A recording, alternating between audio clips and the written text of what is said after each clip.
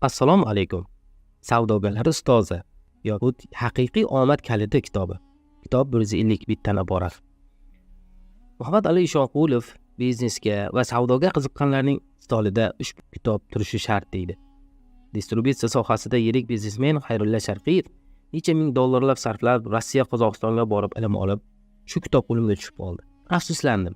Hammasi ushbu kitobda bor ekan degan. Xuddi shunday ta'riflangan kitob savdogarlar ustozi haqida bugungi videomizda bilib olasiz. Muallif Ahadquli Xolmuhammad o'g'li. Ushbu kitobda halol, taqvoli, rostgo'y va diyonatli tijorat sohasida nom qozongan asli ma'rifdan chiqqan Abdulloh ibn Muborak haqida bilib olasiz. Keling dastlab Abdullohning otasi Muborak haqida gapirsak. Muborak juda taqvodor bo'lib, bir qozining quli, uzumzorida ishlaydigan ishchisi bo'ladi. Bir kun mehmon kelganda uzum olib kel deganda bir necha marotaba nordon uzum olib kelgan. So'raganda hech uzum totib ko'rmadingmi deganda yeyishga emas, bog'ni qorovullashga, parvarishlashga buyurgansiz deb aytgan taqvodor inson bo'lgan. Shu voqeadan keyin qozi qancha beklar so'rab kelayotgan qizini unga nikohlab qo'yadi. Uning yana bir taqvoli jihati nikoh to'yidan keyin 40 kun kelinga yaqinlashmagan. So'raganda siz qozisiz, shubhali taomlar, pullar bo'lishi mumkin. Shunga 40 kun halol luqma yedirdim. Bu ishni solih farzand uchun qildim deydi. Ana shunday otadan Abdulloh Muborak o'g'li dunyoga keladi. Ma'rifda tug'ilgan Abdulloh zehni juda o'tkir bo'lib, barcha madrasalarda ta'lim oladi. Ustozlar boshqa ustozlarga jo'natadi. Butun Xorazmni aylanib tahsil oladi. Darsdan bo'sh vaqtlarida jang san'ati, suvdan suzish bilan shug'ullanadi. Otasining tarbiyasi juda muhim bo'lgan. Qur'oni Karimni yodlash uchun o'zi qiziqqan sport turlariga borishni aytadi. Masalan, 1 bet yodlasa jang san'atiga, 2 bet yodlasa ot minishga, 5 bet yodlasa musobaqalarga ruxsat bergan va hokazo. Abdulloh esa otasini xursand qilish uchun 15 betlab yod olgan. 7 ga to'lmasdan otasi savdo sirlarini o'rgata boshlaydi. Ilmiy yig'in va savdo majlislarida arab tili muhimligini bilgan otasi, agar arab tilini yodlasa, ot sovg'a qilishini bildiradi va arab tilini juda tez o'zlashtiradi. Xorazmdagi barcha ta'lim muassasalarida ta'lim olib bo'lgandan keyin ustozlari uni Iroqqa borishi kerakligini aytadi.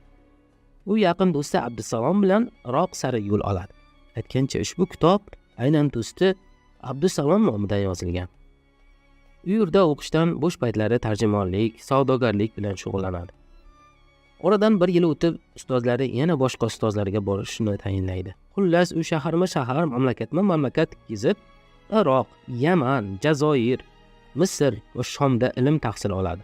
Bir kun ustozi unga Kufadagi Nu'mon ibn Sobit, ya'ni hammaga ma'lum Imomi A'zam hazratlarining oldiga borishni tayinlaydi. Keyin ikki do'st Imomi A'zamga borib unga shogird tushadi. Imomi A'zam nafaqat islom olamida olim, balki juda yirik, hozirgi vaqt bilan aytganda millioner savdogar bo'ladi. Imomi A'zam o'z uyini atay katta qilib qurganini ko'rgan Abdulloh, kelajakda men bundan kattaroq uy qurdiraman deb niyat qiladi. Zero odamlar yordam so'rab murojaat qilishi oson bo'lishi, uy qidirsa mo'ljal aniq bo'lishi uchun. Imomi A'zamdan juda ko'p diniy va savdoga oid ilmlarni o'rganadi.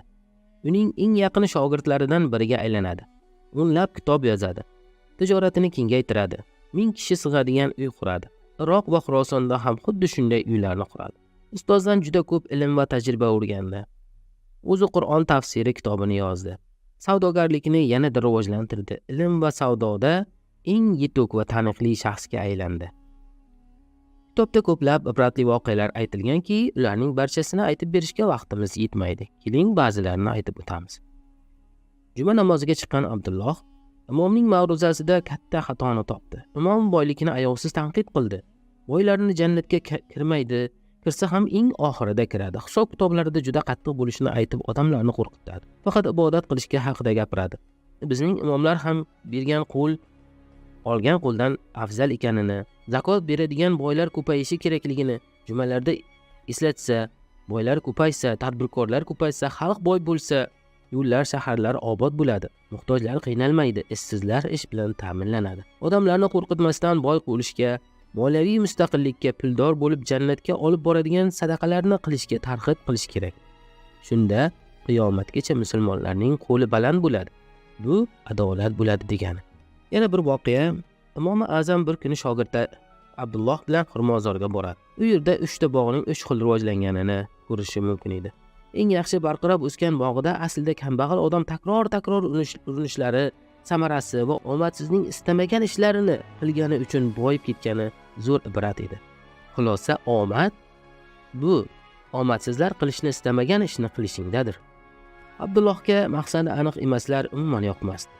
U tez faoliyatining maqsadini xodimlarga tushuntirib eslatib turar. O'z maqsadlariga ega bo'lmagan yoki maqsad qo'yishga dangasalik qilayotganlarni 3 ogohlantirishdan so'ng ishdan bo'shatar edi. Ishga kunlik reja bilan kelish odat edi. Abdulloh bir pishiq matoga sifatli bo'yoq bilan 30 ta maqsad yozdi. Yaqin 50 yilda eskirmaydi, o'chmaydi undagi yozuvlar. Maqsadlari shunchalik aniq, keng qamrovli ediki, Alloh taolo xohlasa, shu maqsadlarga albatta erishaman deb yozib qo'ygan edi. Mana shu maqsadlarimga har kuni qarab turaman, toki ular esimdan chiqib ketmasin va qalbimga joylansin.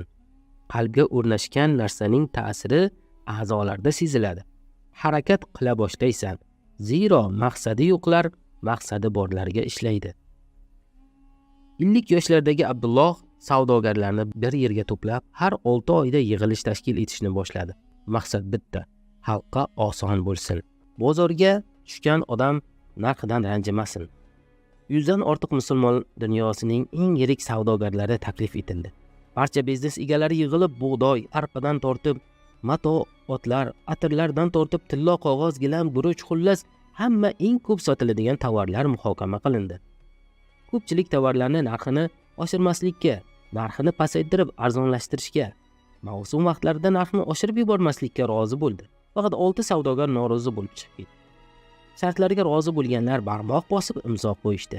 Norozi bo'lib chiqib ketganlar agar insofsizlik qilsa, biz bilan bog'liq aloqalarni uzishga kelishildi. Har 6 oyda yig'ilib, shunday muhokama qilib borish kelishildi. Shunday qilib, tarixda birinchilardan bo'lib biznesmenlar forumini tashkil etishdi. Abdullohning halol savdogar uchun 10 ta oltin qoidasi. Birinchi, ey musulmon tijoratchi, Alloh taolo tomonidan bitilgan taqdirga rozi bo'l. Bu yo'lda tavakkal qil. Zero tongda och chiqib ketib, oqshomda to'q holda uyasiga qaytgan qushlarni raslantirgan Alloh taolodir. Ikkinchi, halol va harom chegarasiga rioya etib, shubhali narsalardan yuz o'girgan, toki nomus va hamiyatingga dog' tushmasin. Uchinchi, rizq talabida erta tongdan harakat qilib, uyingdan chiqishing, quyoshni uyg'otishing lozim. Shunda asl barakaga ega bo'lasan. Olishda va sotishda, qarz berishda va olishda doimo osonlik va qulaylik asos qilib ol. Shunda tijoratingni xotirjam bir tarzda amalga oshirgan holda Allohning rahmatiga erishasan. 5. Sotayotgan molingni sifatini tushiradigan va qiymatini kamaytiradigan bir qusur mavjud bo'lsa, buni xaridorga ochiqchasiga ayt. Aks holda foydangga harom aralashib, o'zingga birovning la'nati qolib ketishi mumkin. 6. Foiz borasida juda hushyor bo'lishing. Foiz olmasliging va bermasliging, foiz aralashgan joyda turmasliging va bu xususda g'oyatda ehtiyot bilan yo'l tutishing lozim. 7. Qiladigan ishlaringni sabot ila bajarmoqing, sabrli bo'lishing va hisob-kitobda yaqin zamonni emas, balki uzoqni ko'zlab harakat qilmoqing lozim. Shunda muvaffaqiyatga erishasan. 8. Dunyo moli ko'zni qamashtiruvchi va yoqimli ekanligini, ammo u Alloh huzurida foniy va qiymatsizligini hech qachon unutma. 9. Molingni loyiq bo'lgan bahodan oshirib sotish uchun noto'g'ri yo'llarga kirib qolmasliging kerak. 10. O'z ishing va tijoratingni to'g'rilik asosida bino etishing, hech qachon haqiqatdan ayrilmasliging lozim. Ushbu kitobdagi voqealar va ma'lumotlardan chiqadigan pand yoki xulosani keltiramiz. Sarmoya cho'ntakda bo'lmaydi. Sarmoyang bo'lmasa o'z ustingda ishla. Bor imkoniyatingdan foydalan. Yaxshilikdan suyunib, yomonlikdan kuyinib ketma. Omad kaliti bu mehnat. Mehnat ortidan farovonlikka erishasan. Ishga qabul qilish qoidasi. Xodimlar o'z rizqi bilan keladi. Bir ishchi zarur bo'lsa-yu, unga berishga ortiqcha oylik mablag' topa olmayman deganlar uchun tavakkal qilishni tavsiya etamiz. Saxiylik boylik garovi. Bergan qo'l olgan qo'ldan xayrlidir. Mijoz har doim haq. Maqsadsizlar bilan ishlash noma'lum yo'lga olib chiqadi. Doimo o'qing, o'rganing, abadiy o'qing. Bu kitobda ushbu xulosalarni keltirib chiqardik, lekin kitobdagi asl mazmun tabiatni his qilish uchun uni boshdan oxirigacha o'qib chiqishingizni tavsiya etamiz. ushbu kitobni siz uchun ulashdik. Yana ko'plab kitoblarning mazmunini bilib olishni xohlasangiz, kanalimizga obuna bo'ling. Like bosib do'stlaringizga ushbu ilmni ulashing. Yana qanday kitoblar haqida bilib olmoqchisiz? Izohlarda yozib qoldiring.